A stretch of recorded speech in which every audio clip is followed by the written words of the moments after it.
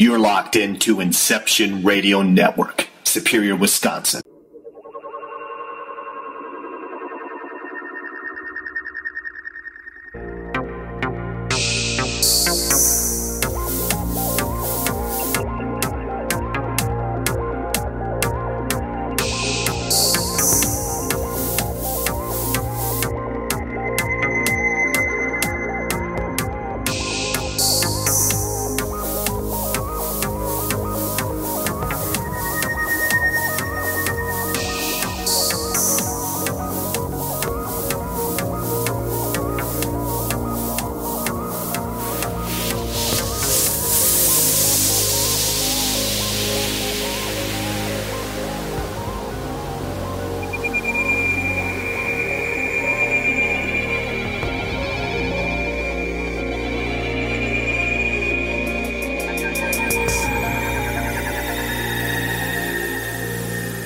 And now your host of California MUFON Radio, Lorien Fenton. Welcome, everyone, to the California MUFON Radio Show. I'm your host, Lorien Fenton. We're here on Inception Radio Network, the home of my favorite app in the whole world, I must say. It's got the alien head, the microphone, the lightning bolt. What more could you ask for? And also, you're going to get, when you download your app, you're going to receive notification when moi, that's me, Lorien Fenton, is on the air with California MUFON Radio. So, and of course, you'll get Pang Radio with MJ, and you'll get, oh my gosh, there's so many shows here. Bill and Nancy Burns Show. Let's see, Dr. Rita Louise. We have everybody here at Inception Radio Network. So, download the app. You won't regret it. I can guarantee it.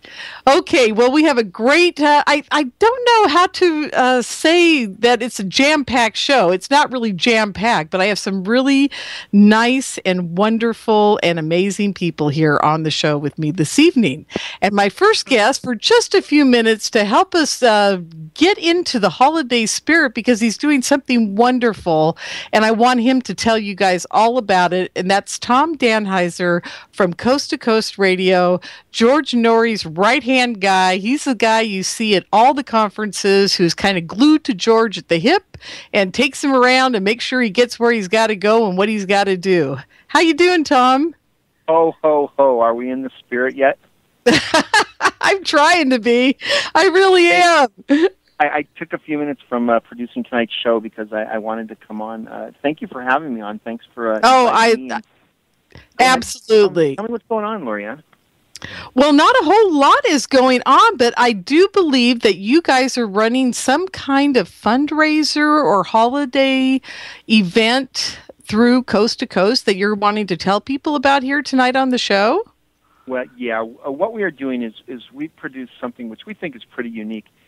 It's called Holiday Magic Coast Style. It is a CD that we've been working on actually most of this year.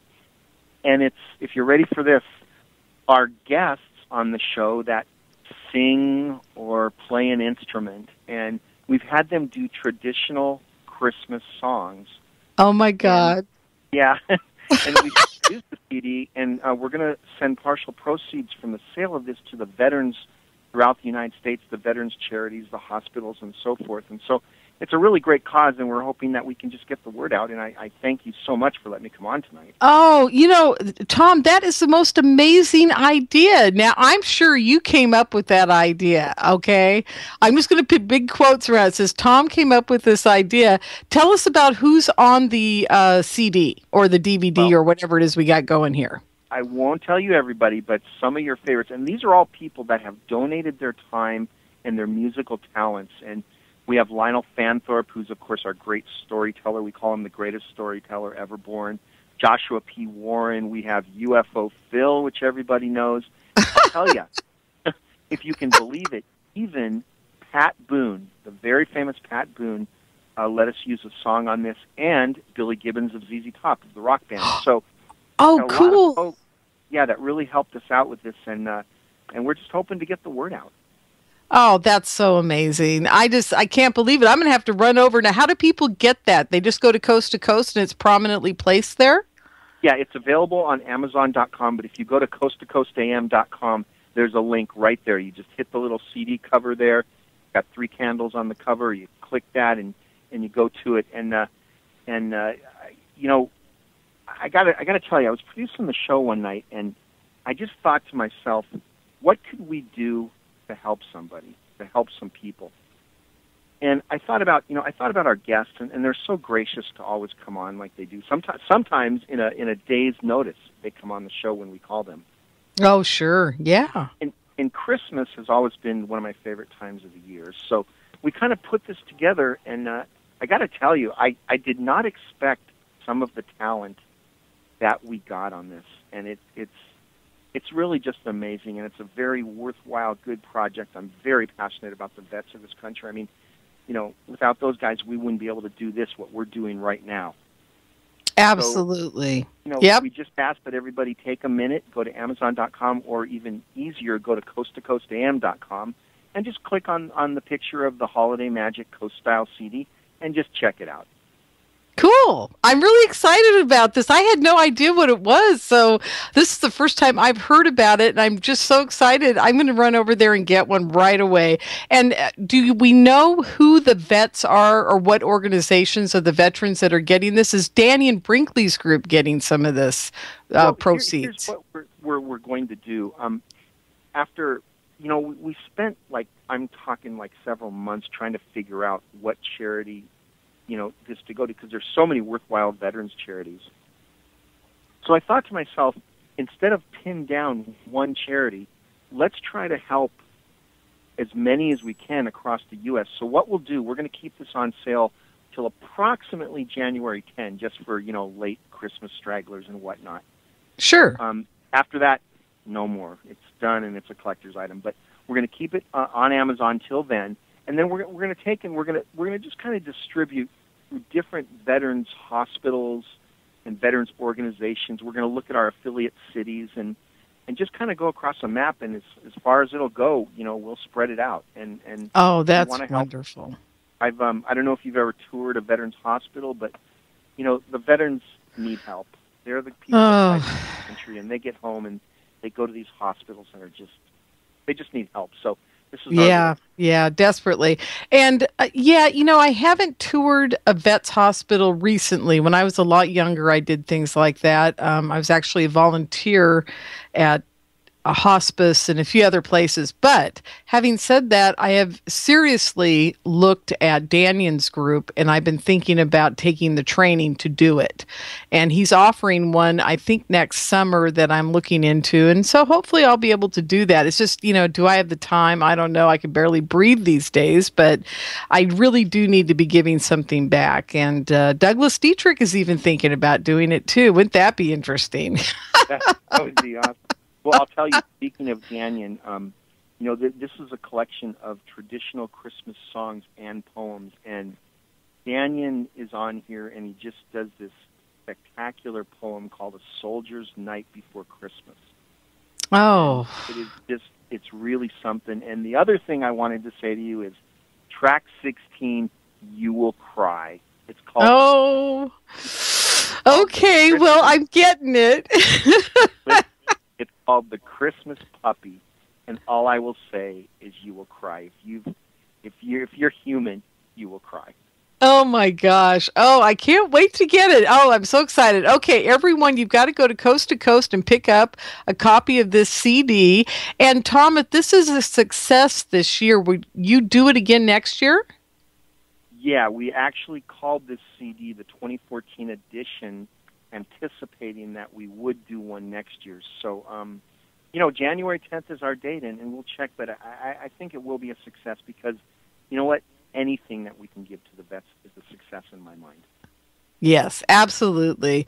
Well, just a quick couple questions, and I'll let you go because I know you're really busy, and George has got the whip out, and he's cracking it now. I can hear it in the background. So I just finished producing tonight's show, so I got to start working on some stuff for next week. Exactly. Yeah. So what I was going to ask you was, are you planning on going with George down to the Del Rio Borderlands UFO Festival? I am going to go.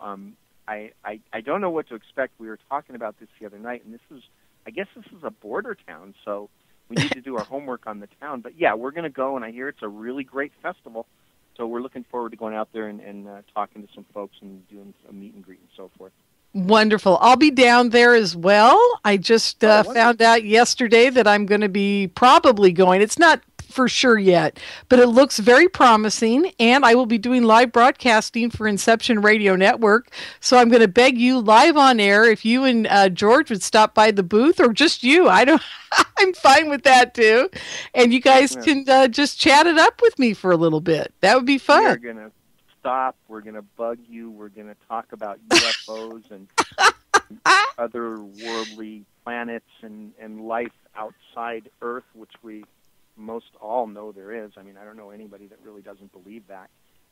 And well, Tom, yes, I got to tell you, I don't know if you know this, but on 11/1/2014, just a little over a month ago, I saw my first real spacecraft, one that I actually knew was a flying saucer spacecraft. It actually was a triangle. And it was my first one ever. And, you know, I've been doing this for a very long time, whether you knew it or not, but I have been. And I think I had a sighting once in 2011, but this was absolutely for real. And I had a witness with me that saw it as well. So I've actually seen my first UFO. So I'm really stoked. What was that? Doesn't it just thrill you? Yeah, have you ever seen one? Well, I will tell you. We had the unique experience of going on a rooftop with one of our guests. His name is Ed Grimsley, and he carries these night vision goggles. And Ed's deal is he looks up in the sky, and it's amazing what you see. Now, Ed claims that what you see are warring UFOs, ships at war. So we went up for the first time, and we looked through these. I got to tell you, Lorien, I couldn't believe what I saw. I mean, just as he described, and I can't tell you it looked like a flying saucer. I can't say there was a man in it. But what I can tell you is they were these objects moving in a zigzag pattern, and they did look like they were kind of warring against each other, almost like a Pac-Man effect. You know how the Pac-Man goes and then goes down? Oh, and then yeah. up. And it was the most amazing thing, and I highly recommend anybody that can get a hold of goggles or rent them or use them or borrow them or whatever they do to look up in the night skies, and it's just amazing what you see with those things. So my short answer is no, I can't emphatically tell you I've seen a UFO, but I do believe, and I know there's things up there and out there. Ooh, we're going to have to get in communication with the ETs tonight, and we're going to have to send a big flying saucer over your car on your way home from the studio. That's what we're going to have to do, right, Victoria? Exactly. I'm already planning it. Okay, Hi, there we go. How are you? Well, Tom, thank you so much for being on the show tonight. I really appreciate it. And thank you for telling me about the CD, because when you said you wanted to be on the show to talk about some kind of event or product or something you guys were doing, and you were just winking at me, I was like, well, I don't know what this is all about. I guess we'll have to find out. So thank you so much. I really appreciate it. And I promise you'll get some people here at Inception Radio Network buying that CD, because we really do need to support the vets. It's very important, and I really appreciate it. It really is a good cause, and the veterans are just so important to this country and to me personally. And I just want to thank you for giving me a few minutes here to talk about that and talk UFOs, and we'll definitely talk more out there in Del Rio, Texas. Del Rio, Texas at the Borderlands Festival. Great. Thanks a lot, Tom. Have a great night. Okay, guys, enjoy. Have a good show. Bye. Bye-bye. Well, hello there, Victoria. Are you with me? I am with you, girlfriend.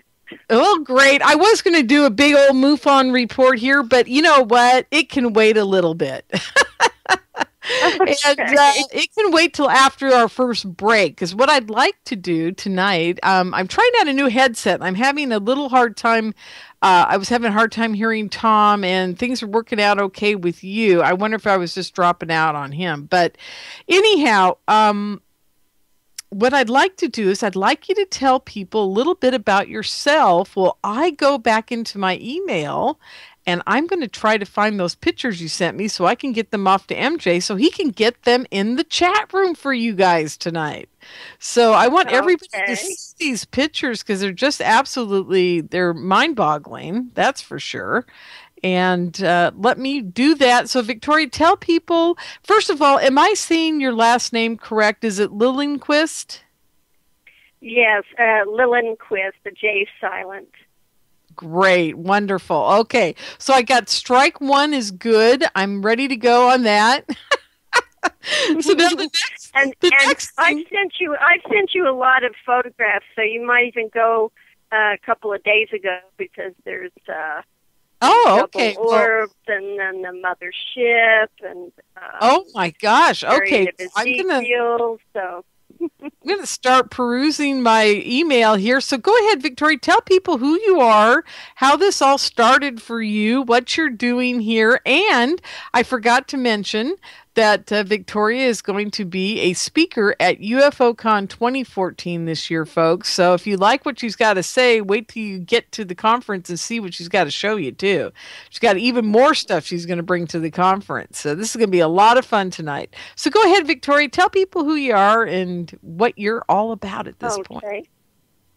All righty. Well, it's great to be with you all this evening. And while you're listening, you're welcome to go to my website, which is victoriaslight.com.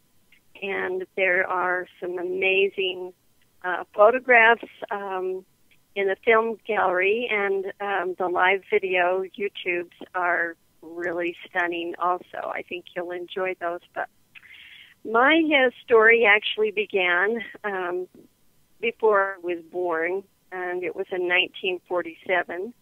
And my father worked for the Secret Service back in the 1940s, and he would chase Russian spies and do all kinds of cool detective things. And he was on his way back through the desert on a cold, wintry night of February 12th, 1947 at 2 a.m. He came upon a man standing on the side of the road, and so he picked him up, and it was back in the days when it was safe to pick up hitchhikers, and so he picked up this man, and he looked a little different. He was dressed very anciently, and they rode in the car for some time, and the man told my father all about the universe and about his life, and then he told him about me. Well, I did not exist yet, except in the ethers at that time. So, and then when he got out of the car, he dematerialized in front of my father's eyes. Well, that was in 47, and then I was born a few years later, and I came into this life with lots of gifts, and my parents, fortunately, were really cool about helping me, not putting me down, but just really being fascinated and intrigued with the sixth sense gifts and the clairaudience and the telepathy I had with them. And I had a visitation when I was 5 from a being, and this man told me about my mission and what I was here to do. And then I went and visited with my father about this little experience I had. And my father said, well, that's the same man that came to me. So pretty much I've been... Victoria? Victoria, I just have a quick question. This man that materialized to you and your father, was he a relative by chance, or was he just some kind of odd being? I was waiting for you to come back on. It was actually Ezekiel. It was Ezekiel that went up in the chariot of fire. Okay, now how do you know it was Ezekiel? Did he tell you? Yes. Okay. And in 2000, in Sedona, that's one of the photographs that I emailed you. It has the chariot of Ezekiel, and it was extracted from a Merkabah vehicle that I filmed on Christmas Eve in 2000. My friend and I came home from a little service, and we looked up, and it looked like a spoke spinning, and in 10 minutes it went into over 400 pictographic images. And in some of those images, one of them, it goes into a literal chariot. And I know that that is connected also to my experiences with Ezekiel. And when I was in my 30s, I spent a lot of time at my family cabin, and I had tons of missing time. But I was walking through the forest, and I said, I've heard you talking to me. I don't always see him, but I would hear him talking in my ear. And I said, I've never asked you your name. And then that's when he told me. And when I was up at the cabin, that was one of the first times that I was able to capture the mothership on film. And I also was filming myself, speaking to the camera by myself, had it on the tripod, and all of a sudden the film footage turned from colored to black and white, and nobody was touching the camera, but I'm sure that there were beings there, playing around. So anyway, it was Ezekiel, and I have just some amazing phenomena on film. It's transpired since 1994 on film. So anyway, fire away some questions, and I won't ramble. Okay, can you hear me all right? I can hear you great. Can you hear me? Okay, we're having some difficulties with my new headset. I'm trying to set my mic volume so everybody can hear me. It just so happens it was too low, and I was sitting here talking away, and no one could hear me. So, anyhow, I had so many questions for you. Number one was, you hear this guy talking to you in your head. Is that what you're saying? It's a telepathic. It's a telepathic transmission that I get. I get them also from, the Space Brothers. The Andromedans talk to me a lot. And, okay. So can I add, it's not just Ezekiel, Okay, cool. Go ahead. What I'm trying to hone in on here is, how do they present themselves to you, and how do you know it's them and not maybe? Now, I'm just throwing this out there. Don't take me as being like a weirdo or a person asking you something kind of off the wall here. But how do you know it's not an evil reptilian trying to trick you? Just throwing that out. Well, I've been doing this since I was a child, and I really have not had any experiences with reptilians, so I can't really tell you what it would be like to hear from a reptilian. But when you're getting a transmission that's of a positive nature, I mean, you get a good vibe. I know for a fact that when I was at Area 51 filming, because I was a speaker there a few years ago, I was filming a vehicle that I know was not benevolent, and it blew my battery out. I felt sick, and I can tell when I'm filming something that is not of a positive nature, and I'll cut the camera off, and I can. It's just, I don't know. I'm just extremely psychic, and I've been doing this my whole life. Right, yeah, because there's a lot of people out there that profess. Oh, there's a lot of crazy people. Yeah, and I wasn't going to say that, Victoria, because I have a lot of respect for some of these people. But I sometimes I really have to question their total acceptance of everything. But I do understand what you're talking about. You have to be discerning, and this is one thing that I share when I'm doing a private consultation on the phone with somebody or at a conference. It's like you really do have to be be centered and, put yourself in a vortex of good energy. And it's not, I have good friends, Lorien, that have actually had, grays that have communicated with them for years, and they've been pretty much benign. And so I don't, I'm not going to go and put a whole bunch of races down. I mean, I have some acquaintances of people that I'm sure that reptilians were involved with their seeding process because they seem very reptilian, but they're very, very sweet people, but they kind of look reptilian. You know what I mean? Like Sure. when you look in a room and like when I'm lecturing and I'll look in the room and I'll see all these faces and I'll go, well, I can tell this person looks Andromedan, this one looks Pleiadian.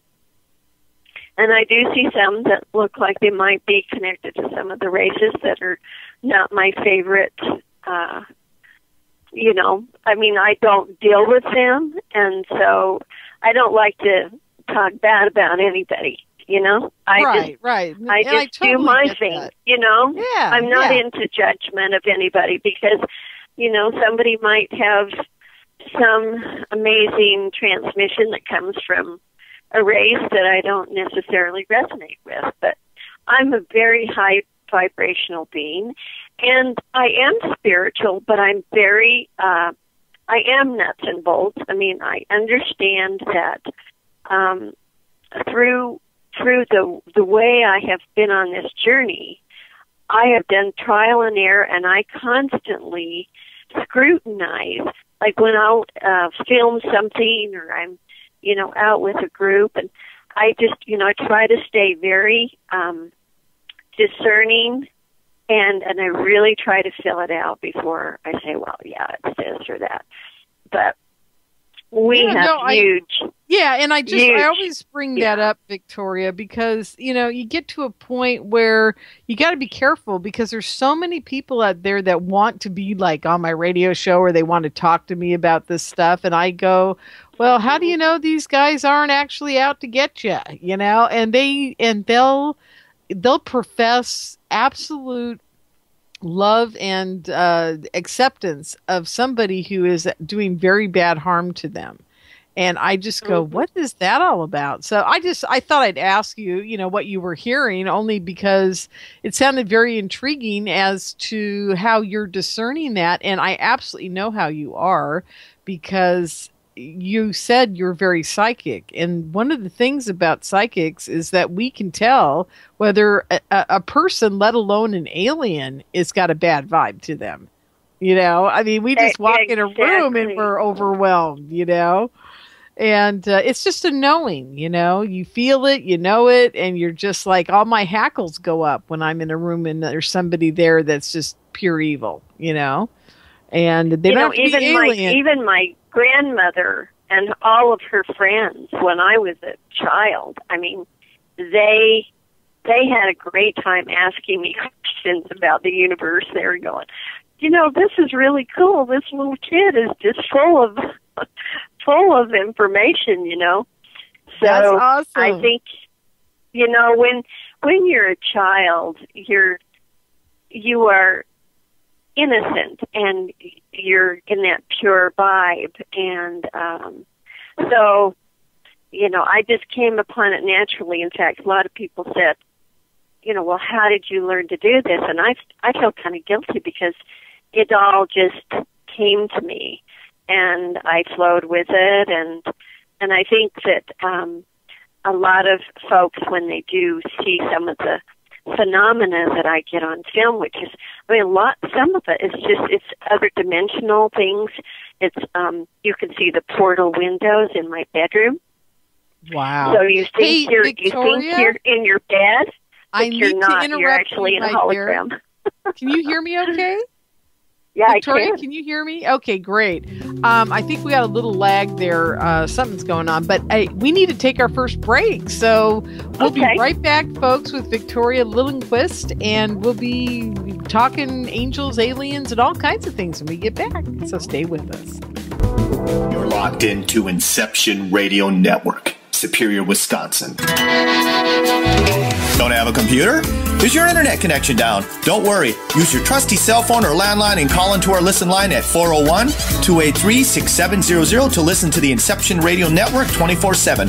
Again, that call-in number is 401-283-6700. For the Inception Radio Network, I am MJ.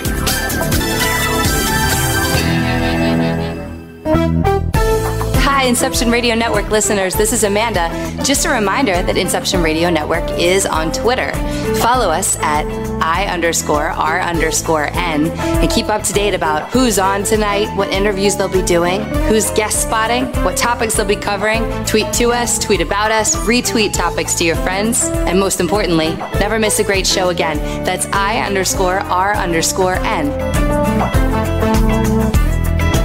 Do you have a smartphone? If so, Inception Radio Network is the best app for you. Available on iTunes, Android, Samsung, and most other app stores. Just search Inception Radio Network. With the app you can listen live, check out podcasts of recent and past shows, view our videos, see what shows are coming up, who the guests are, and, via the chat room, send live questions to those guests. You know it makes sense. Check your app store now. Inception Radio Network. I'll see you there.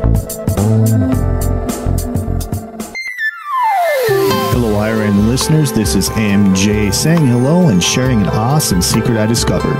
It's called DreamNuage.com. Fresh, raw, organic ingredients are used to create all their products. They are made in very small batches to ensure quality and freshness. Handmade in the USA, each product is created with care and with the finest organic ingredients. There are no preservatives, dyes, or chemicals in any product. Stop by Dream Nuage and relax. That's DreamNuage.com. Simple, raw, organic.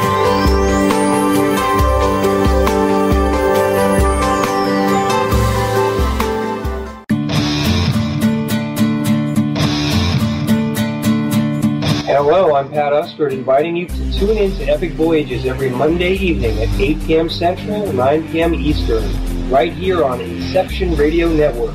To find out more about Epic and how you can become a member, visit epicvoyagers.com.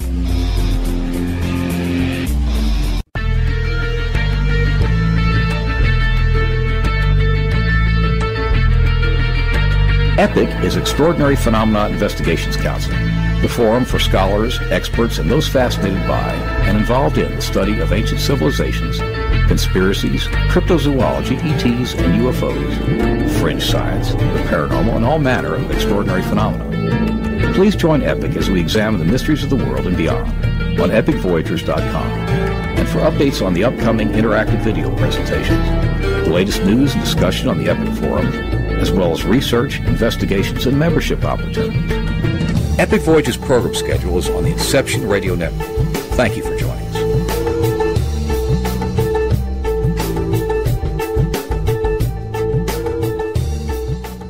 Howdy, this is Joe Mars.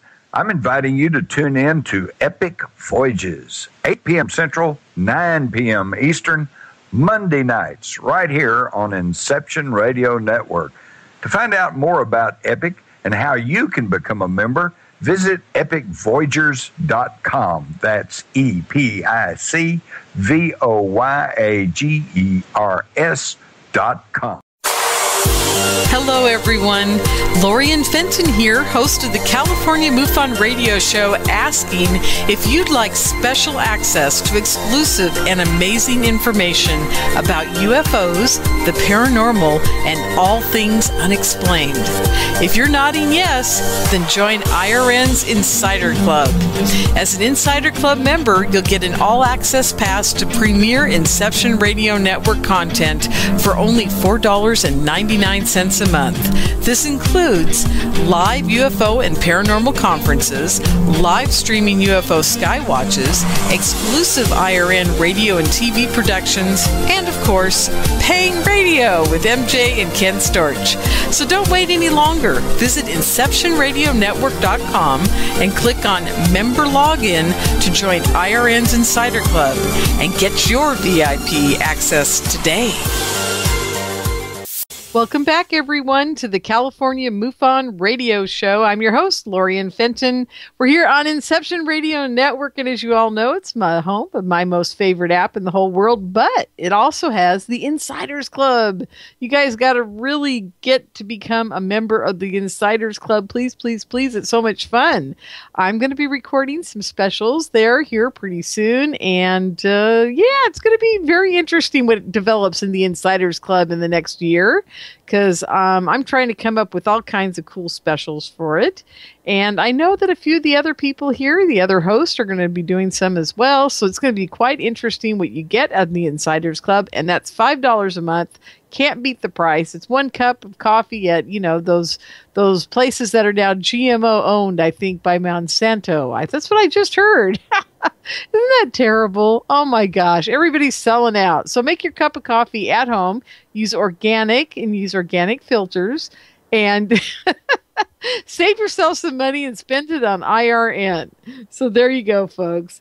Okay, well, we're back here with Victoria Liljenquist, and I just wanted to say that she is an extraordinary woman. She sees spacecraft all the time, and now I've got so many questions for her, I can't keep them all straight. So, Victoria, you still with me? I sure am. Wow, during the first part of the show tonight, you were talking about all these things, and my brain was just sizzling. I swear to you, it was sizzling with questions. And now half of them are gone because I'm over 40. So, those things just fly out the door once they don't get, down. And my desk is a mess today, and I didn't have time to clean it off so I can make notes during the show. So here I am. So I'm going to fly off the cuff on this one and say, how do you know that the ships you saw were Merkaba ships? And what is the definition of a Merkaba ship? How do we know that? Well, the Merkabas they're a different shape. I mean, they're more of a diamond shape.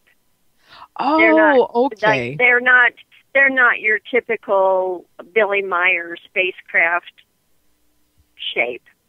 They're not a Mexican hat shape. They're I had sent you a photograph a couple of nights ago of it was a diamond ship that was over Pagosa, and so they're more of a diamond. But the one I filmed in Sedona on Christmas Eve, I mean, this thing looked like a spoke. I mean, you would see it. You would see it as you would, like, oh, there's a UFO, but then it would go into a spoke and it would spin like a wheel within the wheel. If you wow. Saying those things, and so it looked like a spoke or a sparkler, and then in slow motion, that's when it would go.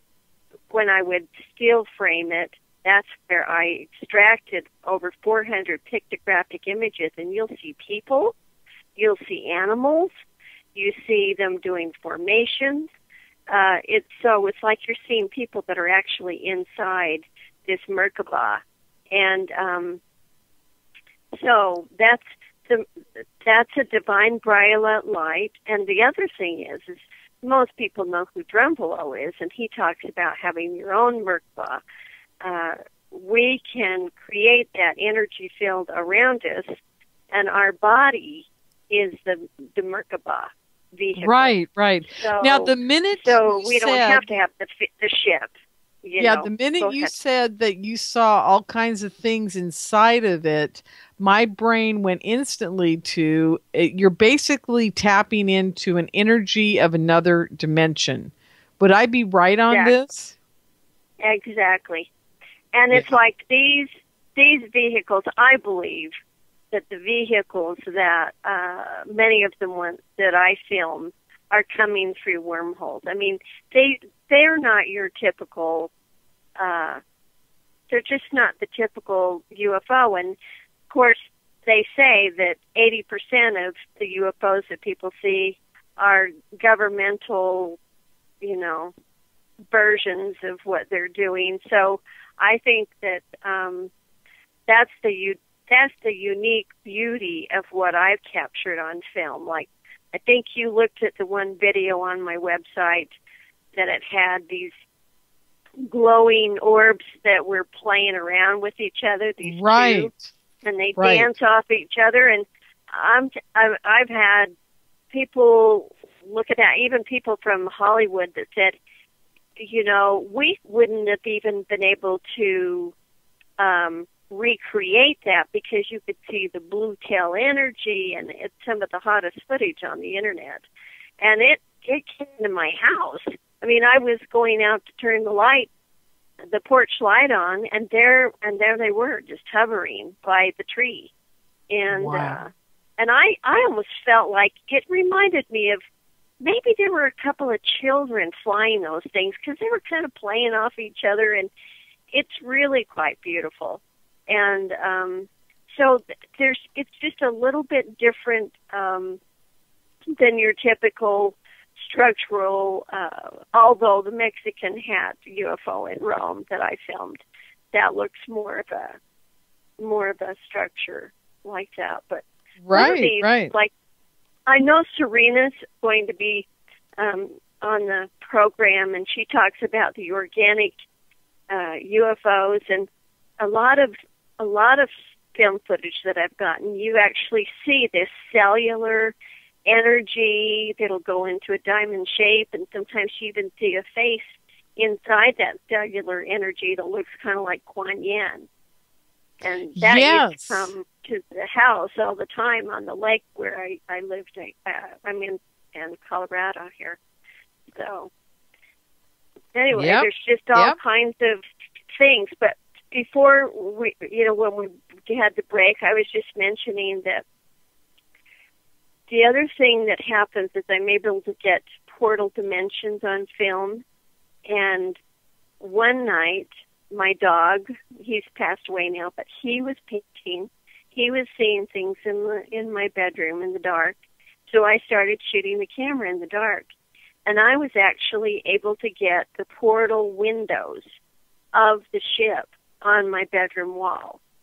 So even though I felt like I was in my bedroom, what was conveyed to me is we think we're in our bedroom, but we're in a hologram of our bedroom, but we're really on the ship.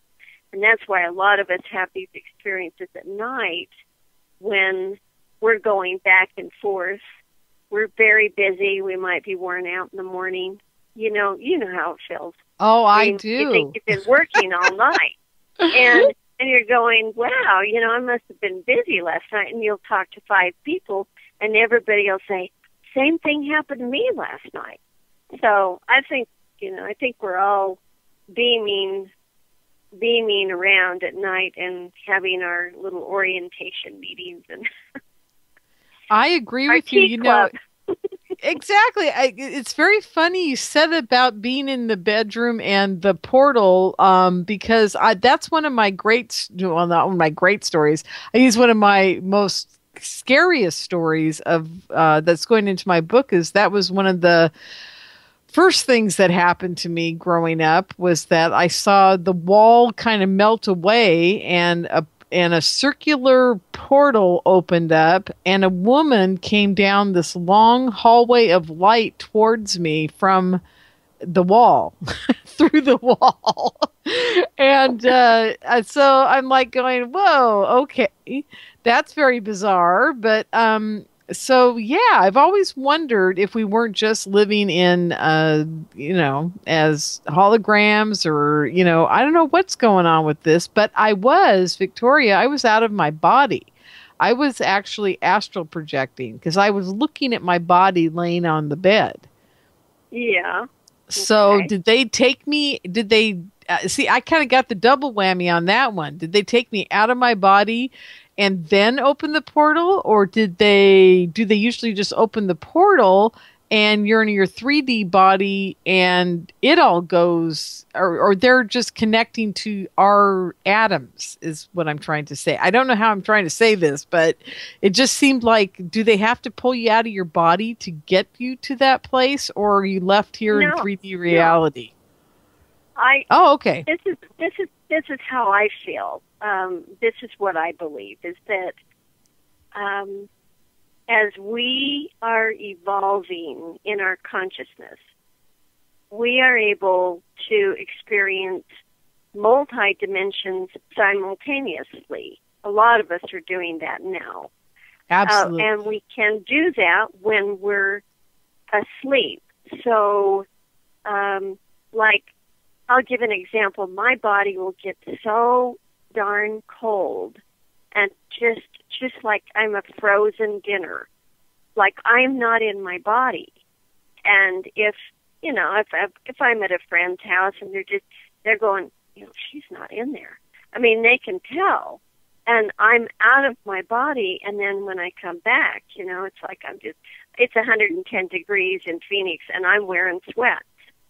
And so there's this traveling that we do. And, I mean, the process that you're asking about, well, does the portal happen first? Or, I'm not sure how it happens for you. I just know that, and maybe this will help you understand.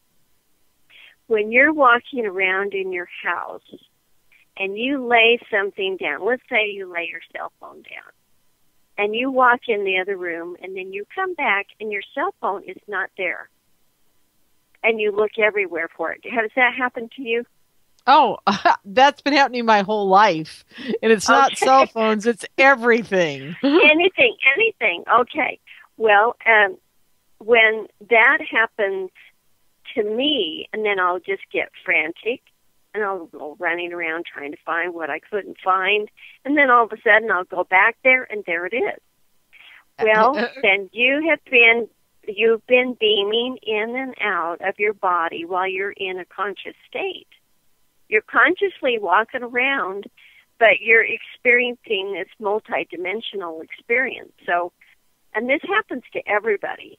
And I just, what happens when I get my transmissions is they will explain to me why I just had that experience.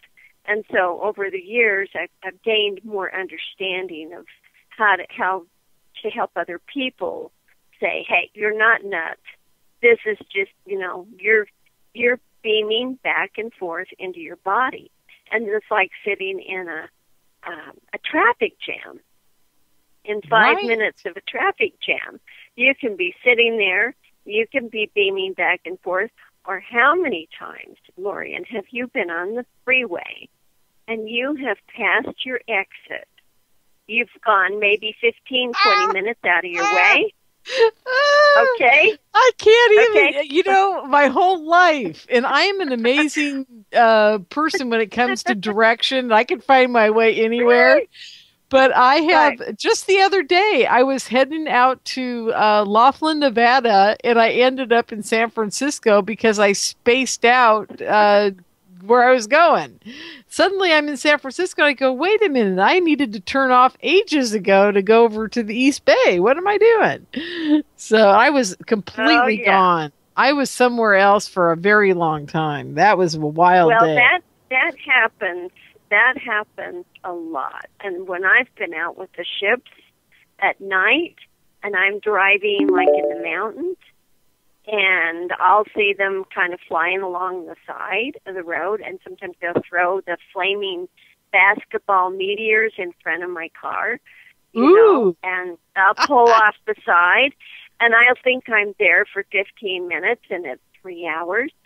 But there's all this, you just, all of a sudden you're disoriented and you go, I don't even know where I am. Did I pass that? I passed that exit an hour ago, or it just, this is one of the things that I've just learned to live with in my crazy journey. And I'm sure that everybody's doing this all the time. And it just helps to compare notes. We're all doing it.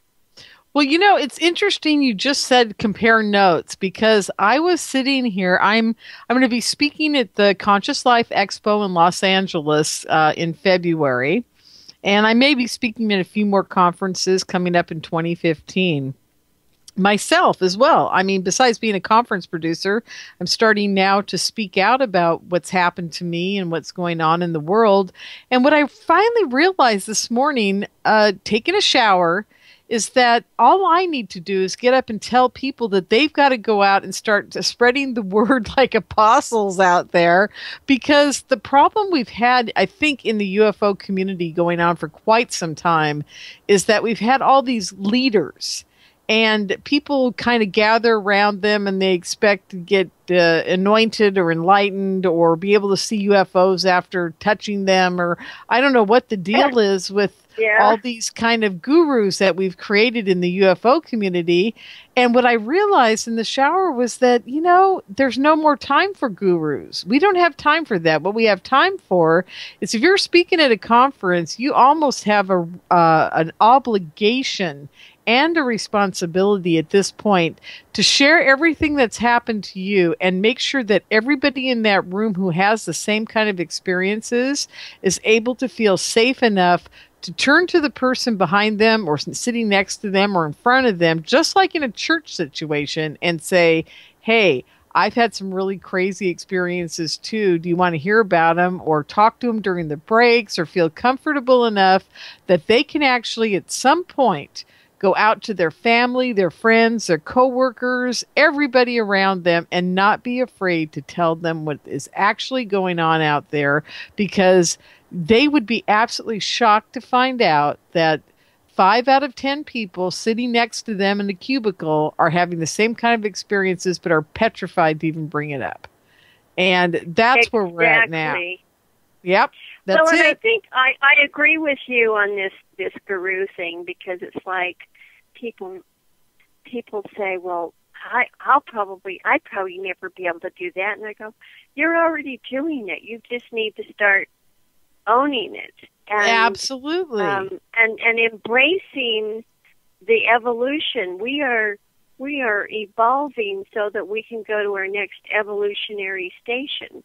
Even Dr. J.J. Hurtak, who's a good friend of mine, and he's written the Keys of Enoch that unifies the spiritual and the scientific minds, and there's these processes, and everyone we all have the birthright to be able to evolve into this, and it's important to experience with each other. And sometimes I'll see people going up to a speaker and they're all just babbling all over and practically bowing to them, and the speaker sometimes doesn't even acknowledge that person's light, and that makes me sad, because I love seeing the light of each individual and what we all create. We're all part of this great orchestra,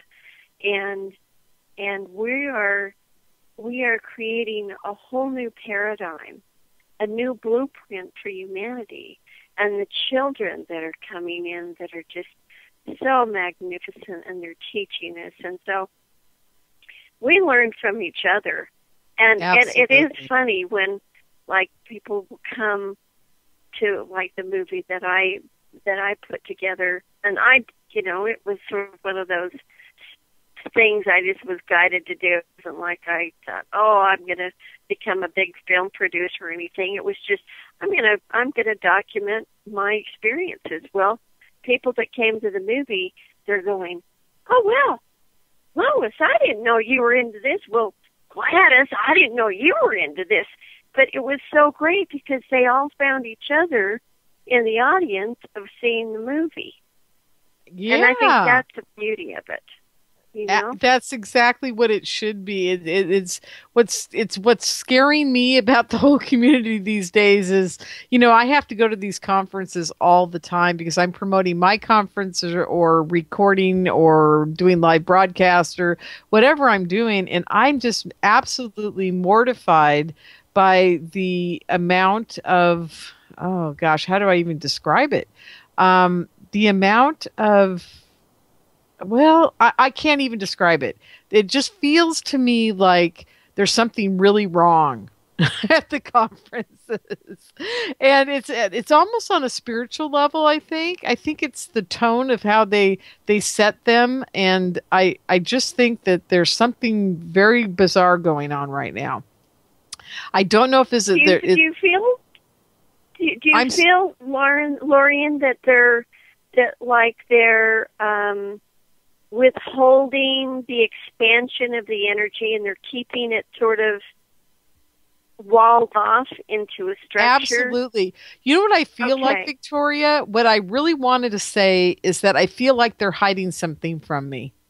I feel like there's people there that have a different agenda than the people who are the experiencers, and there are people there that this is really a way to corral people into thinking the way they want you to think by who they present as speakers and what they present. And there are a lot of people on what I call on the circuit that I think are hiding something or maybe working for a different force than maybe you're working for, maybe I'm working for, and I don't even know who I'm working for. Or playing both sides.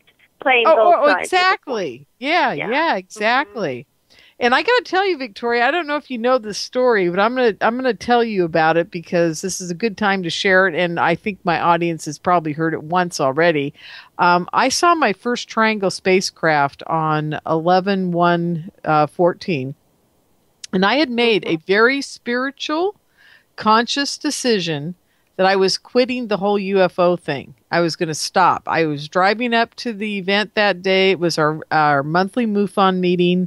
And I said to myself, this has got to end because, the cats aren't getting fed, the electricity bill's not getting paid, and I can't find a job. Once they look me up on the internet, it's like it's a game over, It's like we don't want a crazy lady working for us. I can just hear them, I don't even have to know. Yeah. I can hear it, right? And I'm always one of the last 3 out of 300 people to be interviewed. And then, anyhow, I changed that paradigm, but that's another whole story. But the bottom line was I made a very spiritual, soul, chakra connecting decision that I was not going to do this anymore. That after UFO Con, it was over for me and I wasn't going to, lose all the money I lose and, whatever else goes on with it. So we're there that night and I see this spacecraft. Now I got home and I realized somebody out there's pulling my strings. They've been doing this for a very, very long time. They've done it since I almost died in 2009. And they know my future. Somehow they know where I'm going and who I'm taking along with me and what I'm doing. I'm not sure who's pulling the strings, though. It kind of scares me because I've had an interesting reptilian contact. I've had a lot of what I call angel contact, and I've also probably had some ET contact that I can't remember. I've also had some MyLabs contact through my super soldier group and all kinds of these things going on. So what scares me the most about all this, I know in my heart, I'm absolutely down with everything being good and beautiful, but I've also been shown that there's a lot of evil in this world. So, I just get scared sometimes because I go, who's really pulling my strings and are they really duping me? And I have to really go in and do a lot of reflection and make sure that I'm the one in control and that they aren't. And I think that's really important for people to understand as well. And we only have less than a minute here for the next break. So if you want to quickly make a comment and then comment on what I just told you after the break. How's that sound? I will do that.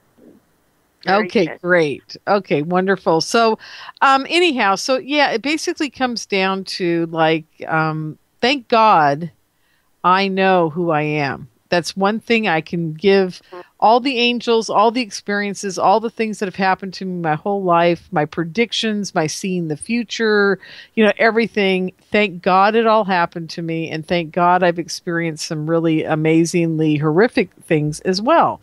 Because without that, I wouldn't know who I am. So I'm very grateful for that. So having said that, folks, we're going to take a quick break here. We'll be right back with Victoria Liljenquist, and we'll talk more about what I don't know about. So stay with us. You're locked into Inception Radio Network, Superior, Wisconsin. Don't have a computer? Is your internet connection down? Don't worry. Use your trusty cell phone or landline and call into our listen line at 401-283-6700 to listen to the Inception Radio Network 24/7. Again, that call-in number is 401-283-6700. For the Inception Radio Network, I am MJ. Are you a fan of Inception Radio Network? Do you reckon it's the best alternative talk radio station on the planet? Well, if you do, head to facebook.com/Inception Radio Network and like the page.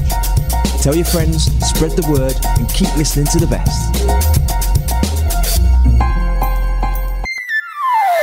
Hello, IRN listeners. This is MJ saying hello and sharing an awesome secret I discovered. It's called DreamNuage.com. Fresh, raw, organic ingredients are used to create all their products. They are made in very small batches to ensure quality and freshness. Handmade in the USA, each product is created with care and with the finest organic ingredients. There are no preservatives, dyes, or chemicals in any product. Stop by Dream Nuage and relax. That's DreamNuage.com. Simple, raw, organic.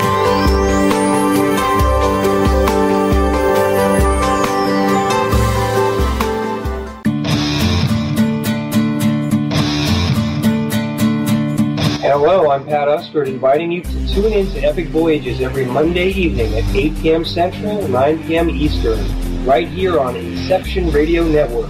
To find out more about Epic and how you can become a member, visit epicvoyagers.com.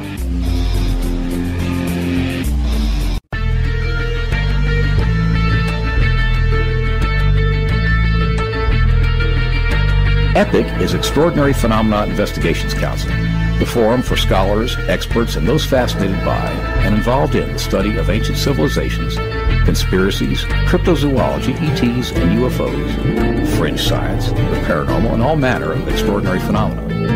Please join EPIC as we examine the mysteries of the world and beyond on epicvoyagers.com. And for updates on the upcoming interactive video presentations, the latest news and discussion on the EPIC forum, as well as research, investigations, and membership opportunities. Epic Voyages program schedule is on the Inception Radio Network. Thank you for joining us.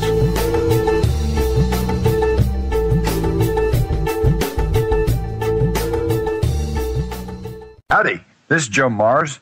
I'm inviting you to tune in to Epic Voyages, 8 p.m. Central, 9 p.m. Eastern, Monday nights, right here on Inception Radio Network.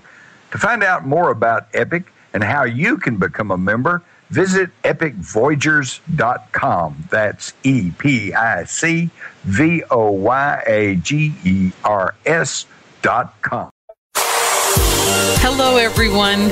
Lorien Fenton here, host of the California MUFON Radio Show, asking if you'd like special access to exclusive and amazing information about UFOs, the paranormal, and all things unexplained. If you're nodding yes, then join IRN's Insider Club. As an Insider Club member, you'll get an all-access pass to premier Inception Radio Network content for only $4.99 a month. This includes live UFO and paranormal conferences, live streaming UFO skywatches, exclusive IRN radio and TV productions, and of course, paying radio with MJ and Ken Storch. So don't wait any longer. Visit InceptionRadioNetwork.com and click on Member Login to join IRN's Insider Club and get your VIP access today. Welcome back, everyone, to the California MUFON Radio Show. I'm your host, Lorien Fenton. We're back here on Inception Radio Network with Victoria Liljenquist, and we're talking about, I don't know what we're talking about, but we're talking about it. Because we're really talking about your encounter, about seeing your spaceship and how it shifted you to remain committed to your path. Yeah. Or actually, basically what it did is it said, oh gosh, are you kidding me? You can't escape. You're part of the group. There's no turning back now. It's too late. So what's your take on all this? It's called reporting for duty, Lorien. You're reporting for duty. They were going to let me go AWOL, that's for sure. But, I got to say one other quick thing about the whole experience. My whole life has been an amazing adventure, and I wouldn't trade it for the world. People say to me, oh, my God, I've had so many different lives within a life. I've been, I'm a webmaster. I've been a professional dancer. I was a musician. I was a potter.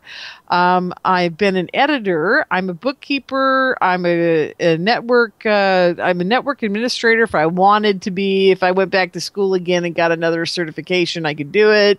I could do anything I want, because there's one thing I learned when I was a kid. My dad was the most amazing man in the world. He was probably one of the deepest thinkers. He should have been a philosopher, but they just don't have a job description for that anymore. And he told, besides throwing psycho-cybernetics at me at 13 and said, you need to read this and understand it. That was really interesting. But beside that, he always told me, if you can work for yourself, you are a free man. And I never understood that until I got older and I started my own businesses, and I realized, hey, I don't have to go to work for anybody else. I will never be a slave to the workforce that way. And he was dead right about that. And then the other thing he was dead right about was, if you set your mind to it, you can do anything you want. And I really took that to heart. And it does come down to it. First, you got to know who you are. And then you have to know how much your mind can process. Those are the two things you got to know going into that whole equation. And the first part of that is know who you are. Second part is, I'm never going to be a physicist, or rocket scientist, or a great mathematician. So I set my sights on things I could do in the computer industry. I love bookkeeping. I love numbers. I love being able to make things very orderly and neat. And bookkeeping is actually that. And so that's as far as I can go when it comes to be a brainiac. But, an IT certification and a little programming, I can do that too. But, I knew that's what I could do. If I set my mind to it, I could do it. And, that's why people just look at me and go, how did you do all these things? I said, because I knew I could. I never set limitations. Exactly. Yeah. And, I think your father and my father must have gone to the same school because, oh, by the way, my father didn't stay working for, the secret stuff. I mean, he went on other journeys. But what I was going to say is he had me reading Think and Grow Rich and Zig Ziglar and all of that. I was reading all of that stuff in junior high, too. So I totally can relate. So I do think that, there's just so much more to us. And I'll joke with people and say, the scientists might not appreciate me, but in the universe, I am a great scientist because anybody that can capture a mothership on film the way I do, and a lot of people try, but nobody gets what I get. And so, and I, I'm not a brain, but I'm just, an intuitive. So. Oh, wow. That's so amazing. I just can't even believe it. It's just, I can't wait to see these videos and what have you. Well, let's go back to the story I was telling you before about how, what the most important piece to that whole story is the fact that they were reading my mind. They were reading my soul. They were reading my destiny. So they had to intervene. So I thought that was very intriguing. But anyhow, you had something to tell me on the break. And I said, no, don't tell me. Tell me back live on air. Because I thought it'd be kind of fun to let the audience hear it all, too. Well, one thing that I've discovered, Lorien, especially the last few months, is that when I really have surrendered myself to the universe, they won't let me make a wrong decision. And I liken this to your situation. They let you go through your little tantrum saying, well, I'm not going to do this anymore. But they wanted to ignite your spirit, and it is so marvelous when you get to have an encounter. And I'm the same way. It's like I'll kind of, I might get all distracted with 3D stuff. But boy, when the ships show up and I'm going, it's like going to the zoo for the first time, every time, because it fills your spirit, and you remember, why am I really here? I mean, the big picture. We get kind of wrapped up in all the challenges of just being a human being and trying to survive in this dimension. And I know that in your situation, they just wanted you to know how much they love you, and that the magnitude of the work, all the work that you've done all these years, all the work that I've done, all of us light workers, we've all been had the ball and chain for a long time. I mean, it has been a wild and wacky journey, and it's not been that easy. But we are standing at the threshold of something magnificent getting ready to happen. And I thank you for staying on board and continuing to report for duty, because this is your mission. This is boy. And we have to step up to the plate every day. But what we do need to do is learn to be in the moment and not get too, we can make our goals and we can make our plans, but if we can live in that moment, you miss the miracle of the moment if you get too busy down the road looking at all the other stuff, because each and every moment that we experience in this divine light body that's mutating, it's changing, we're going through all kinds of things, and our consciousness is changing, and this great plan is it's unfolding for us. And so I think this conference is going to be magnificent, because we're going to bring a whole new paradigm of energy to those that gather together, and we can celebrate this remembering of who we are, because that's really what it's all about. Yes, I agree with you. Who we are becoming. Yeah, and it's not just you and me. This is everybody on this planet as a collective that sees things, hears things. I mean, there's a lot of people out there, Victoria, that I think, and this is just my crazy, wacky opinion about this at this point, I think they're all being prepared to hear us, finally. I think there's something going on out there that is making people just so much more open to, aliens and what have you. And I'm going to give you another quick story. Tonight I had to go to Staples to get a new headset for the show tonight before going to work. And I'm in there talking to this young man. His name is Nathan. And he's a 3D modeler in the computer industry on the side. Of course, everybody that works at Staples has a side job. If everybody should know, they're all artists and they're all computer geeks, and they only work at Staples because they have to. They're kind of like the UFO community. And I'm talking to him, and he started telling me about all these things. And then he just started talking about aliens like they were normal. And I was like, oh, wow. I'm looking at this 20-year-old kid, and I realized in that moment that to him, they're just part of everything that's going on around us. And he quoted me something from, I can't remember who it was from, but he said it was basically that if we're alone in the universe, that's sad. And if we're not alone, that's, if we're not alone, it's bad. And if we're alone, it's really bad.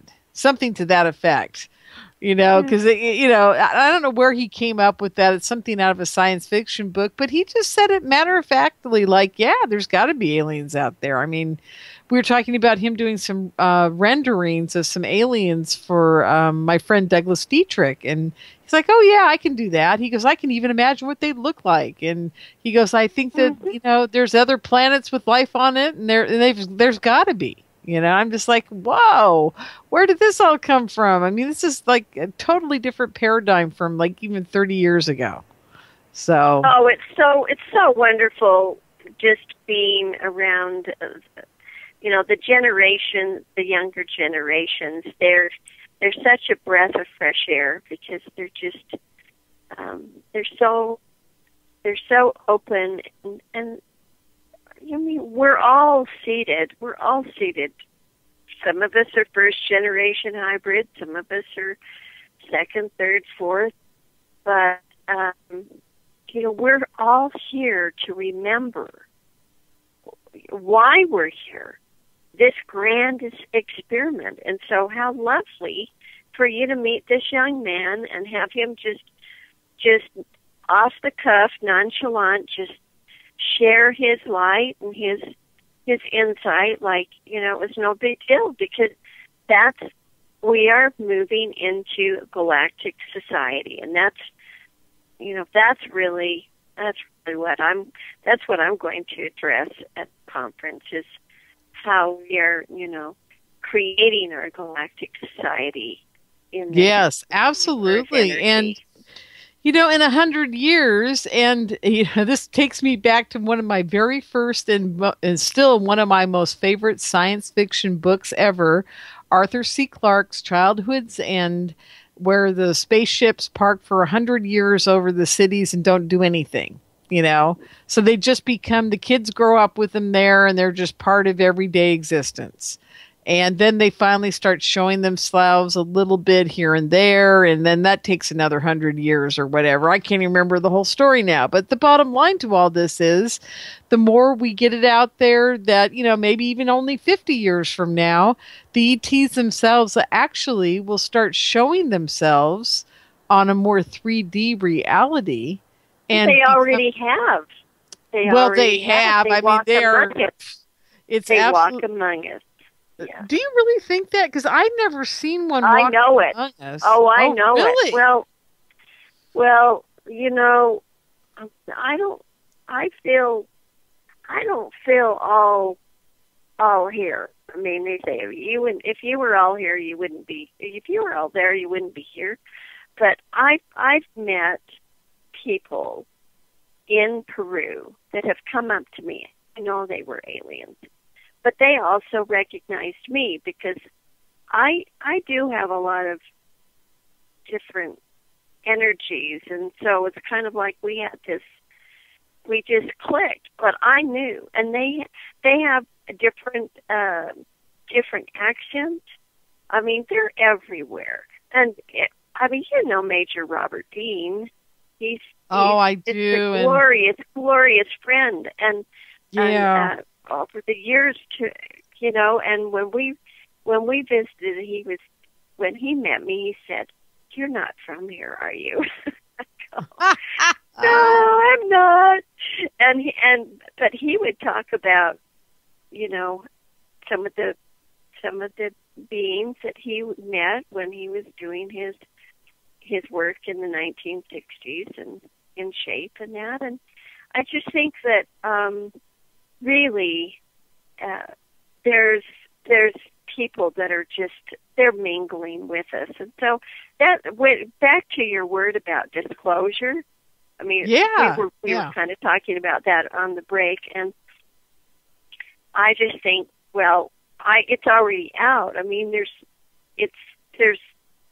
nothing to disclose. It's already, it is. We are not alone, and there's millions of planets, and they found over 10 million planets that could support life. There was a newspaper article on that, United Press, was about a year and a half ago. And so it's like, okay, let's move on and not be a broken record. Let's step one step beyond, and let's start living up to the potential of our galactic heritage. I agree. That's what I agree, and I think we're getting very close, Victoria. I really do. I do too. it seems to me that so many people out there, like this kid Nathan today, and even this is a funny story. I'm renting the Legion's Hall for our conference, and everywhere I tried to get community centers, I tried to get these places, and I'd say, oh, we're having a UFO conference, and they would be like, oh, okay. They weren't too enthusiastic about it. Let's just put it that way. They were kind of like, huh, like, well, what will this do for us? And are you guys all going to wear tinfoil hats? I could hear them thinking I was just going to say tinfoil hat. Yeah, I could hear them thinking this the minute I say it, right? But and they're very difficult to deal with after I tell them what kind of conference I'm putting on. It's just extraordinary to me. But I called this one guy and I said to him, please don't judge me for what I'm doing. I said, I'm putting on a UFO conference. He goes, I think that's cool. And I was like, oh my God, we found our home. And I didn't even care how much they were charging or what they were doing. I was just like, okay, this is going to be wonderful. And they're a group of vets and they're very sweet. And, they're kind of older crowd because there's not a lot of young vets joining these Legion halls and things like that, which I was sorry to hear after talking to him about it for a while one day. But anyhow, very amazing group of people, very accommodating, very sweet. And, I wouldn't doubt if we actually had time to go in and talk to them before the event that a lot of them may have seen things, especially the ones that were in Nam and the ones that have been over in the Gulf. Absolutely, for sure. Yeah. And who knows? They may have seen more than just aliens and spacecraft. Who knows what they've seen, But, I spoke to some senior citizens here in Pagosa Springs, Colorado. They had me come, and I had the biggest crowd at the Senior Citizen Center that they've ever had. Oh, my for God. A speaker. And it was all about the ships. And all of these people in their 80s said, well, I've been seeing ships all my life, and so, but they didn't have anyone they could speak to about it. They Absolutely. just kept it to themselves, and so they're so thrilled. So we could have a great time with those folks. They would have a lot to share. It's the whole point of things are changing. I may had to make 15 phone calls before I got to the one that thought it was a cool idea. And that's great. But, if it was 30 years ago, I probably would have got the phone hung up on me. So who knows, right. It's very intriguing to me to see the changes that are happening. And they're happening rapidly. It's not like they're taking a long time to happen. I was told when I was a lot younger, and I think I mentioned this on the show before as well, that I was told by two separate psychics that I would be 53 years old and I would be talking to people and I would be speaking in front of crowds of people. And I looked at them when they were saying this, and I'm like in my 20s, and I was like, you guys are nuts. I really thought they were nuts because I had a pretty bad speech impediment when I was a child. I still have a little lisp. And I just never thought, I was petrified of getting in front of the room and talking to anybody or doing anything like that. Oh gosh, until I was 40. It was like pulling teeth. But at that point in time, I made myself become part of a part of the group at the office where I was working, where we actually had to go out and give presentations. I made myself do it, just like everything else in my life. That was one of my last hurdles to cover as far as I know I can do anything I want. And I did it, and then things just changed quite a bit for me. I wasn't as afraid to start my MUFON group because I have to talk in front of them every month. And, just a lot of things like that opened up for me. But these women had told me, when you're 53, this is all going to change for you. And oh my God. And I'm like, you guys are nuts. And lo and behold, I was 53 years old. I almost died, came out of it, decided this is where I was heading. This is the direction I was going. And there you have it. So, I'm always amazed at how right on some of these amazing psychics are out there that can see, the future or the past or, what's going on right now. It's always amazed me. it's true, and another thing, it takes a lot of courage. I know, at least in my experience, when I started having my encounters that I was capturing on film, that was in '94. I was having encounters before that, but started filming them. But I had a lot of people that said, "I just can't be your friend anymore because you're just too out there." But yet, it takes courage. I mean, it takes courage to walk through the valley of the bullet. And now, for what people thought was so strange or off the wall or inconceivable, is everyday thought form of, oh yeah, contact and encounters and I had the near-death experience as well in 1981. I went all the way. Oh my God! Tell us about that. And we got a couple minutes before the break. We have a couple minutes before the break, but I'd love to hear about what happened when you went to the other side or anything. Well, my heart tipped out. I'd had surgery, and the heart tipped out, and all of a sudden I was in darkness, and I said, "Oh God, I know I live in the light. Please take me." And I looked, and I saw these people going up into this light, in these beams of light, colors of light, and I was taken into the light. And when I came to a clearing, there was a man standing there, and people refer to him as, Jesus or Sananda. I mean, he was standing there. He took me by a hand. And I'm not into organized religion. I'm very spiritual universally, but I'm not into one thing or another. But he's real. He's very real. And he took me to this room, and there was no furniture, but there were people standing in a circle that I did not know, and they invited me to stand in the circle with them. And we were looking down like we were looking at some kind of a projection, movie projection, and you could see the Earth, and he was showing us all the Earth changes that were coming for the planet. And then he looked at me and he said, "You have to go back." And, oh my God! And so then I mean, it was really something. And when you've been hey, Victoria, let's talk about the rest of that story when we come back. Okay. We're getting our last break, everyone. So hang in there. And any of you in chat who have questions for Victoria, get them in now, because I'm going to be doing them the last half hour of the show. So hang in there with us, folks. We'll be right back. You're locked into Inception Radio Network, Superior, Wisconsin. Don't have a computer? Is your internet connection down? Don't worry. Use your trusty cell phone or landline and call into our listen line at 401-283-6700 to listen to the Inception Radio Network 24/7.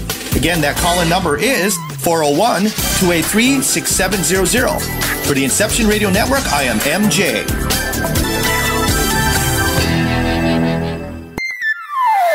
Hello, IRN listeners. This is MJ saying hello and sharing an awesome secret I discovered. It's called DreamNuage.com. Fresh, raw, organic ingredients are used to create all their products. They are made in very small batches to ensure quality and freshness. Handmade in the USA, each product is created with care and with the finest organic ingredients. There are no preservatives, dyes, or chemicals in any product. Stop by Dream Nuage and relax. That's DreamNuage.com. Simple, raw, organic.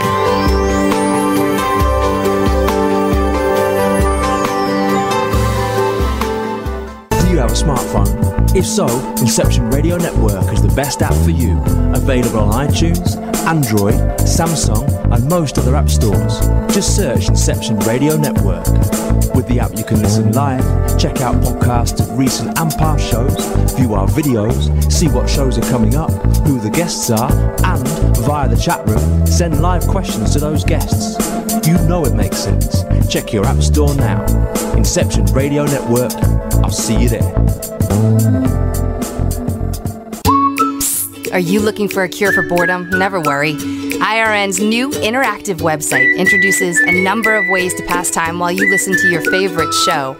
Choose anything from the IRN chat lounge, the game lounge, video lounge, or the mood lounge. These fun, exciting features let you chat in real time with fellow listeners, view live skywatches, play daily posted online games, or pick a show based on topic. The choices are endless. Use your time wisely, keeping it all on IRN. Hello, everyone. Lorien Fenton here, host of the California MUFON Radio Show, asking if you'd like special access to exclusive and amazing information about UFOs, the paranormal, and all things unexplained. If you're nodding yes, then join IRN's Insider Club.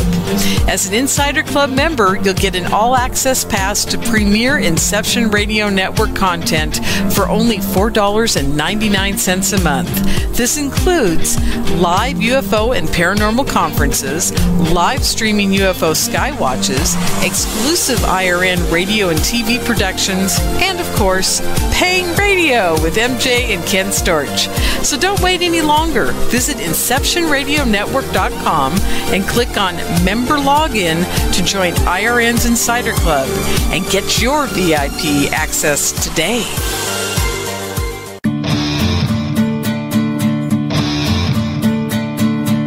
Hello, I'm Pat Ustford, inviting you to tune in to Epic Voyages every Monday evening at 8 p.m. Central, 9 p.m. Eastern, right here on Inception Radio Network.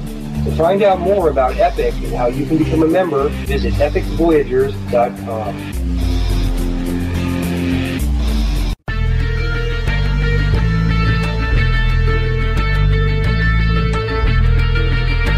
EPIC is Extraordinary Phenomena Investigations Council, the forum for scholars, experts, and those fascinated by and involved in the study of ancient civilizations, conspiracies, cryptozoology, ETs, and UFOs, fringe science, the paranormal, and all manner of extraordinary phenomena. Please join EPIC as we examine the mysteries of the world and beyond on epicvoyagers.com. And for updates on the upcoming interactive video presentations, the latest news and discussion on the EPIC forum, as well as research, investigations, and membership opportunities. Epic Voyages program schedule is on the Inception Radio Network. Thank you for joining us.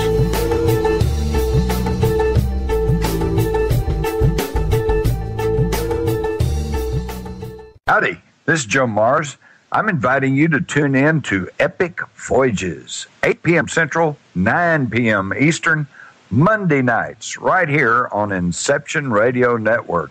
To find out more about Epic and how you can become a member, visit epicvoyagers.com. That's epicvoyagers.com.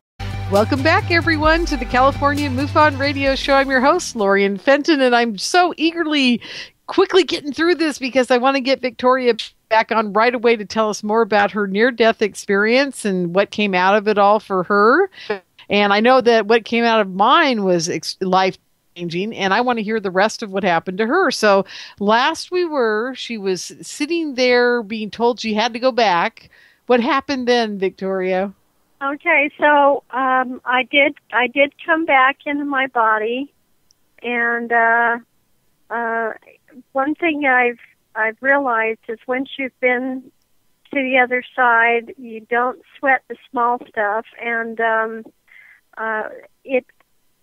what I've been shown in numerous, I have a lot of visions, and because we were shown the earth changes, but I continued to have experiences where I was shown the second earth. I literally have seen, I saw our earth and I saw another earth merging, and this metamorphosis, blending happening, and so it's as well as my body became more illuminated with this electric light energy my body became the conduit. So in my healing practice, I started doing more of my healing work. But the clarity of being there and then being sent back, it's like You have to go back, and there's, much bigger things for you to do. And I have to mention that I had another near-death just 2 years ago where I was on the mountain. I was actually driving to California, and I was leaving Colorado, and I just had my car tuned up and thought, oh, the car's fine. And I'm driving up this mountain highway, and all of a sudden, it's like there's an alien under the gas pedal. And the gas pedal was totally stuck on high. No. So the car is speeding like 75 miles an hour, up and down this, highway outside Durango. It's called Mancos Mountain, and it's scary. And I did not know what to do because there were a lot of people on the road. It was Easter weekend, and I didn't want to cause an accident. And I thought, this is it. It's over. I'm done. I had my first near death, and this is going to be it. And I'd actually had dreams in the past about being on this road and being out of control like this, and I thought, well, this is it. And then there was one split second where I was able to steer the car off the one side of the road before the next corner, which would have thrown me off the mountain. And then I could turn the car off and jump out, and I thought the car was on fire. I couldn't tell because it was, smoke and everything. But what had happened is that the gas pedal throttle had been caught on a screw and held it in high. And that screw had been, it was on the hose that was supposed to be toward the dashboard instead of poking out. So when he did that car repair thing he caused it. And it would have just done it all over again. So there was another second chance. Okay, well, here we are. So I think I call them death dances. We all go through a lot of death dances, and a lot of people go through some serious illnesses, but they overcome it because, our human spirit, we have the desire to live, but we do have the power to heal ourselves, which is one thing I also do. It's not just a UFO thing. I've been in healing arts for over 30 years, and as a clinical hypnotherapist and a healer, and so that's something that I can, my contribution to humanity is I'm just there for Victoria, people who need. What is your focus when you do your hypnotherapy? Do you help people that have been abducted by aliens? Do you help people who have war issues with PTSD? What do you do when you do hypnotherapy? How do you help them? I pretty much have done all aspects. I don't do as many abductions. I did years ago, but what I focus more on is helping people access just their divine potential to let go of the baggage, to let go of the trauma, like post-traumatic stress, as you mentioned, working through whatever. And now I can do more of the abduction work, but I just, I've just not been where there's been a lot of people that have been abducted. So, and I don't really like to do the abduction things over the telephone. That's something that, you have to do in person. But I like agree to with you on people, that. Yeah, I like to help people just let go of the sabotaging thought forms and the behaviors and the beliefs, because whatever we've been told at some time in our life, it's programmed, and then that button continues to be pushed, and then we go back into that mode, and we don't have to hold on to that stuff. And I also, I just work a lot with your consciousness. I help people connect with the star lineage that they have a connection with, and I can do it over the phone or in person. I will be doing some of those at the conference if anyone's interested. Great. So now if they got a hold of you before the conference, now the conference will be in Santa Clara, California. That's right near San Jose. And it's going to be March 28th and 29th.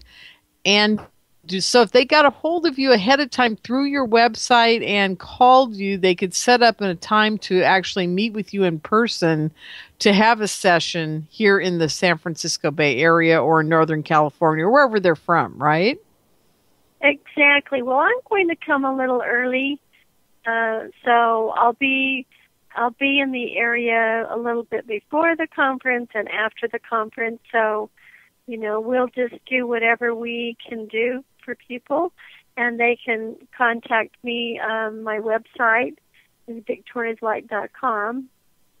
Now, that's Victoria's with an S. Is that correct? It's not Victoria Light. It's Victoria's with an S, correct? Victoria's Light. It's victoriaslight.com.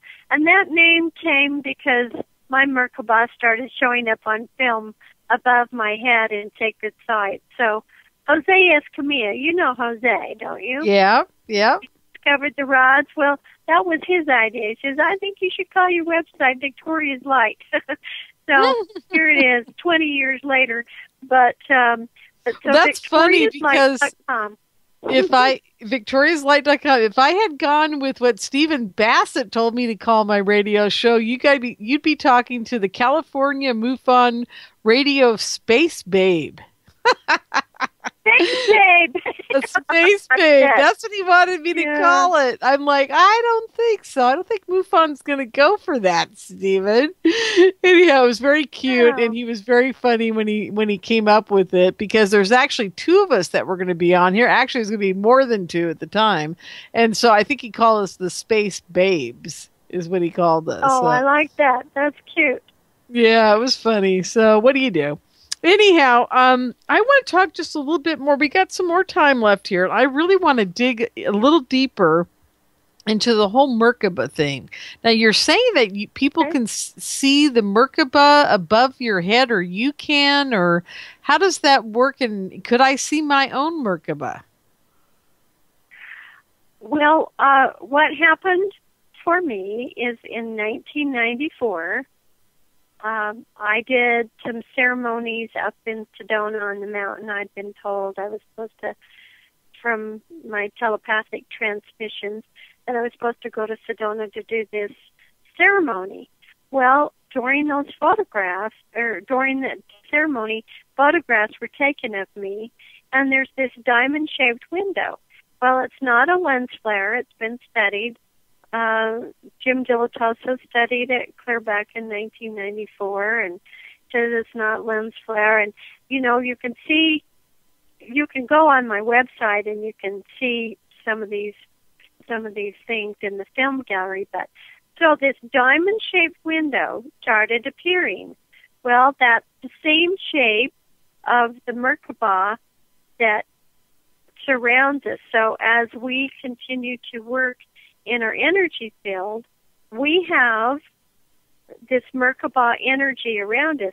Mine started showing up above my head in sacred sites, Sedona, in Peru, in Mesquite at another UFO conference, and even a shaman spot above my head in Peru, and he said, Victoria, you celestial, you go to live on another planet.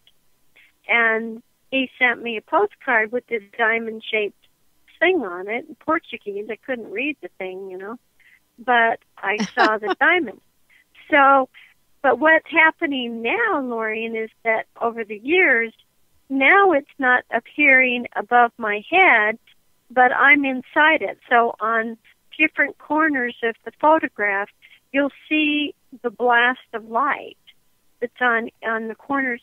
So I'm in that energy field. Well, so individuals, and this is just what I discovered with my journey, but each and every person has their own Merkaba vehicle.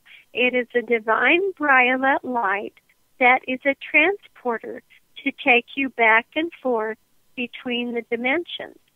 And there is a process in your body as you, tune in more, meditate, raise your consciousness. It's called transference. And that is an energy field that provides your body to be able to withstand the energies of the Merkaba vehicle. So, like, first night I slept with moldavite in my hand. You know what moldavite is. I mean, it's a meteor that fell over Czechoslovakia 35 million years ago.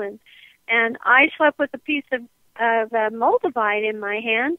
And that night, I'm not kidding you, a scout craft landed in my parking lot. And I went in it. Oh, cool. Now, so when you say a scout craft, are you talking about one that's about like 15 to 20 feet wide or smaller? This was just this was like more of a Merkaba, more of a diamond-shaped scout craft. But there are scout crafts that, it's like when you're going through a parking garage in your sleep, and you see all these people driving around, and they're small vehicles. And they just, I experience that at night when I'm going on the ships or going into these different areas where we're congregating. But the scout crafts, they're much smaller. Of course, your mother crafts are hundreds of miles long, and which you can see some of those on those photographs and in the videos. But I'm kind of bouncing all over here now. But no, that's cool. I was like, that is excellent. Wow, I love those stories.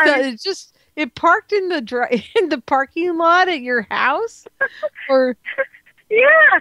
I mean, I went into a craft that night, and then, like when I was in Zion's National Park, I was out filming ships, and there were just so many ships, and I'd film into the sky, and I would get holograms of people appearing on film in this other dimension in the sky, and it would show up on my film, and then behind me, I felt something, so I turned around and shot the camera in the dark, and there was a giant Merkaba behind me with all this cobalt blue light coming out of it. And the fun thing about my journey is just that I've captured it on film, and seeing is believing.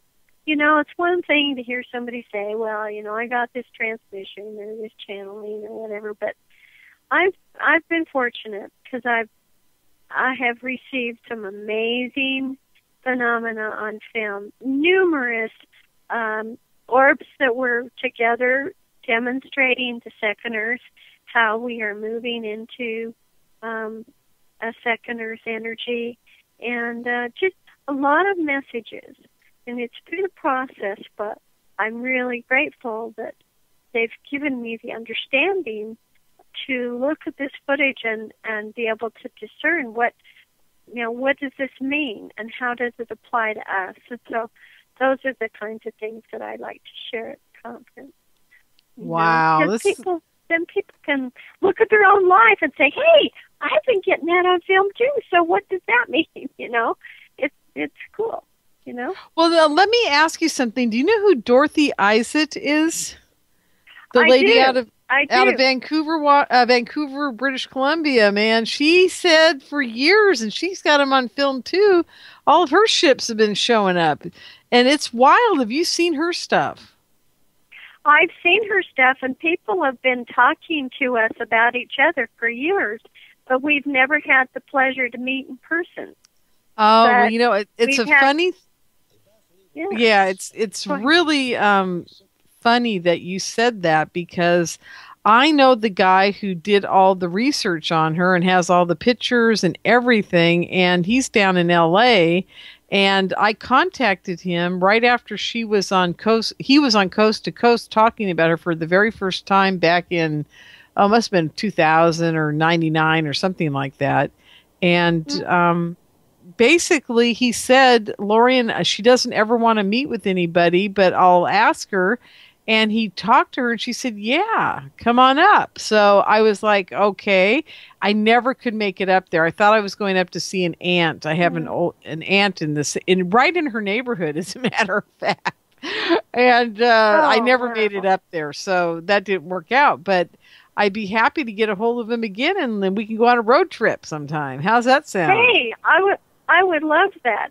And there are a lot of individuals around the planet that are having, so many people are having experiences, and I love it because people will write me an email and say, I just have a feeling that I need to talk to you because we have a lot in common. And so I'll call Australia and we'll spend 2 hours on the phone, and it's amazing how synonymous our experiences are. And here we're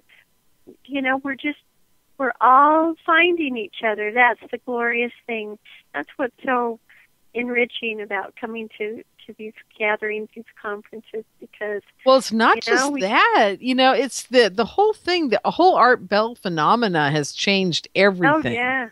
And the X-Files. I say those are the two social changers. One was done through television and one was done through radio, and they both really opened up people's eyes to what's going on out there.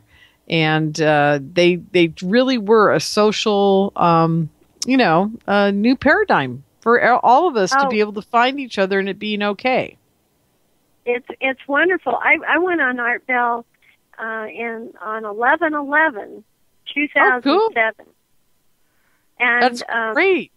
And it was a long time ago. I just haven't really gone on there again since, but they have shown some of my, like that June 16th and 17th footage. I think they put it up on their post because it was so exciting, even though they didn't interview me yet.